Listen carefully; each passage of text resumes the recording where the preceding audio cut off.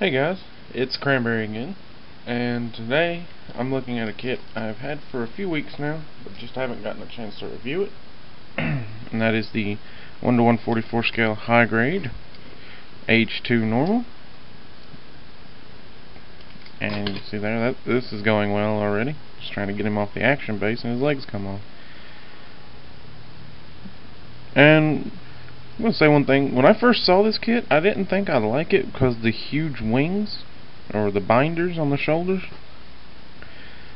And you can see in the series it's supposed to be I guess in the place of Zeta, but you can see it's really inspired by 00 quite a bit. Let me get my light here. And I mean, over time this kit has really grown on me. It looks really nice. No real bad problems with this kit. Nubs are actually hidden really well. I mean, there's a few. You can see one right here on the side skirt, but that's just modeler's error. Get the gun out and take all the weapons off of him. Put those aside for the moment. Now we'll go ahead and look at the articulation. Head is on a PC6, I believe it is. And it will do the chicken motion back and up. And you have to be careful, this will pop off at the drop of a hat. And it will go full 360. We'll look up that far and look down. And another thing is you'll have to be careful with the V-fin / crown, as I'm calling it, because it will pop off and you can see it looks it looks kind of like a crown or something, or some kind of headdress. But yeah, there goes that polycap again.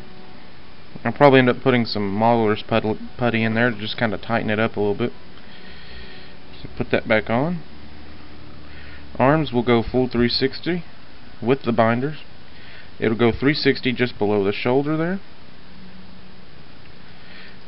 The shoulder itself, we'll take the head off so we can see. It will rotate in and out, and will come up and down just a little bit. These binders will go 360 on that polycap, and they will even come up like that, and they'll come in and out. You can fold them wherever, pretty much get them almost wherever you want them to go. And the mount themselves will rotate. And we're going to take this one off just so I can get into there a little better. You can see you can get the arm up that high. And on the inside there's a little flap that will raise up and down. You get about a 135 out of the elbow. Wrist is on a ball joint, so it'll wiggle around, go full 360. This blue part will rotate. You can see you can actually get it off without taking the hand off, so you can put the shield on the side of the arm or on the back.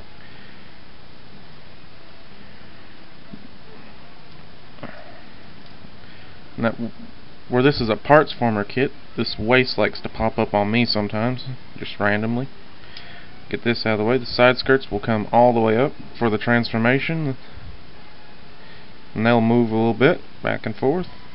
Back skirt will move. There goes the beam saber out of the back. They sit in there pretty good, but sometimes they have a tendency to pop out. Pull the side skirt up and you can do a full split. Pull the front skirt up. Now these are one piece, but they do give you the option to separate them. You can get the leg all the way up for a good Sparta kick or Char kick, however you want to do it. The hips are on this little peg, so they'll go, and a polycap in there, so they'll go off to the sides like so, and they'll rotate a little bit. Legs will rotate full 360 just below the hip here. The leg will give you about a 170, I don't want to say a 180. Toes will bend for the transformation. Ankle, forward, back, and sorry about that, my memory ran out on that memory card, so I had to swap out a new one. And where was I? Oh yeah, it's at the feet. The feet bend like that, and this front part will bend up, but it's one piece, so this little piece right here won't actually move on its own, but no big deal. Now for stickers, you have the A in the chest, 2 in these vents, which I should have just put in with a panel line or a Gundam marker, but I didn't. You have 1 for the eyes, the 2 on the top of the head here, and then 1 for the camera, and 1 on the back of the head. And there goes that head again. That's one of the only problems I have with this kit is his head falls off every 2 seconds. I think Dr. Frankenstein made this thing. Put him on the ground. I have another sticker for the gun right there. We'll scoot him back and take a look at the guns real quick. See, or the weapons. I still haven't figured out quite what this thing is for, but sue me. This part right here will pop down for when you want to put it in the hand. And whenever I do that, I usually just slide it right back up so I can kind of just keep it locked in the hand, kind of 00 style. So it'll make contact and not give the hand anywhere to fall out at. And it'll go into the hand relatively easily. Just gotta bend this into the right position, making sure I haven't got anything loose on it. Just slide it in, and then I put it back down. And it holds the gun with relative ease. The gun don't weigh nothing. And you see, this is a good kit too for panel lining. If you want to just get one of those $2 panel lining pens and go to town on it. But for me, for right now, since mine broke, like my little cousin got a hold of it and thought it was an actual marker. So I use this. It's a Sharpie pen. It's about the same as that. And what I did is I took my trusty hobby knife and I just kind of filed the edge a little bit. And this is actually pretty stiff. So I've made it real thin so it can get down in the smallest of crevices, and it does its job until I get a new Gundam marker.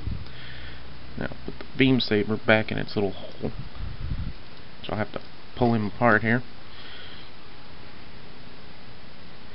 There we go. I like how that came out before the ball joint on the hip. Oh yeah, one more part of articulation, as I forgot to mention, was the hip, or the stomach area. It will rotate full 360.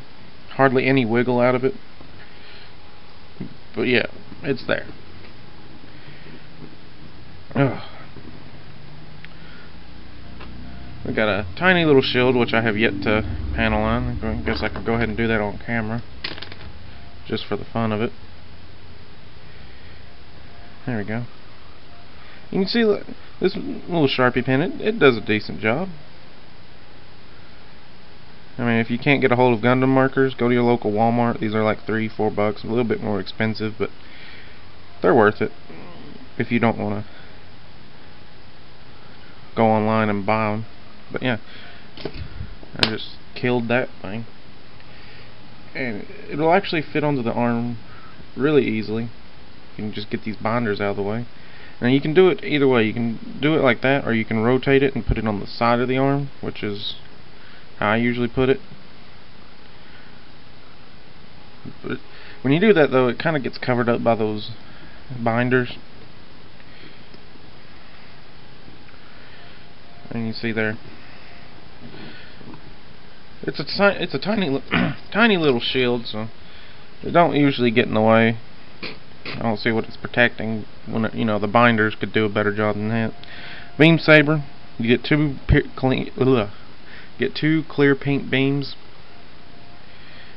2 beam saber handles, and they go into the hand really securely. They're not going to go anywhere. A little bit of a shake test here. Not even the head fell off, so that's not bad. Now I'm going to do a size comparison with its predecessor, and his shield just fell off.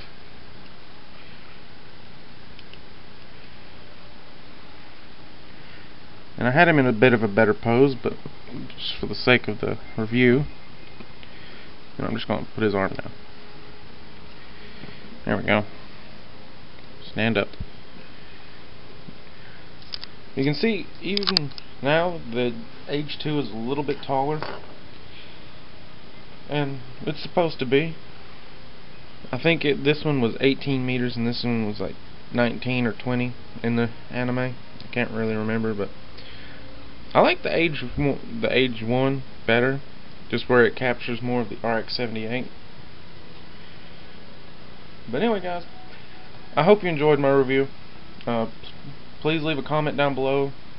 As always, hit like if you did, dislike if you didn't, and subscribe if you want to see more videos, and I'll see you later.